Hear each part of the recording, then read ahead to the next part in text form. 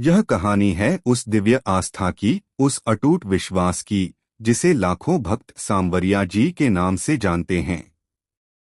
यह केवल एक मंदिर की कथा नहीं, बल्कि भक्ति, चमत्कार और ईश्वर के साक्षात अनुभव की जीवंत गाथा है। राजस्थान की पावन भूमि पर विराजमान सांवरिया जी भक्तों के लिए केवल भगवान नहीं, बल्कि अपने घर के सदस्य जैसे हैं, जो सुनते हैं, समझते हैं और समय आने पर अपने भक्तों की झोली भर देते हैं। कहा जाता है कि कई सौ वर्ष पूर्व यह क्षेत्र घने जंगलों और शांत पहाड़ियों से घिरा हुआ था। आसपास छोटे छोटे गांव थे, जहां लोग सरल जीवन जीते थे। वे खेती करते, पशुपालन करते और भगवान श्री कृष्ण की भक्ति में लीन रहते। उन्हीं दिनों एक अद्भुत घटना घटित हुई, जिसने इस स्थान को सदासदा के लिए पवित्र बना दिया।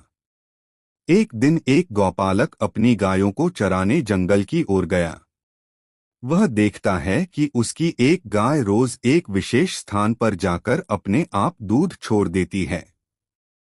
यह देखकर वह आश्चर्यचकित रह गया। पहले उसने सोचा कि यह कोई संयोग होगा, पर जब कई दिनों तक यही घटना दोहराई गई तो उसके मन में जिज्ञासा जागी। उसने गांव वालों को बुलाया और सबने मिलकर उस स्थान की खुदाई करने का निश्चय किया। जैसे ही उस भूमि को खोदा गया, वहां से एक दिव्य मूर्ति प्रकट हुई, श्याम वर्ण, अद्भुत, तेजस्वी, मन को मोह लेने वाली। मूर्ति का स्वरूप ऐसा था कि जैसे स्वयं भगवान श्री कृष्ण वहां विराजमान हो। उस क्षण वहां उपस्थित सभी लोगों की आंखों से आंसू बहने लगे। वातावरण में ऐसी शांति और दिव्यता थी कि हर कोई नतमस्तक हो गया। लोगों ने अनुभव किया कि यह कोई साधारण मूर्ति नहीं, बल्कि स्वयं भगवान का प्रकट रूप है। गांव वालों ने उस मूर्ति को बड़े आदर के साथ स्थापित किया।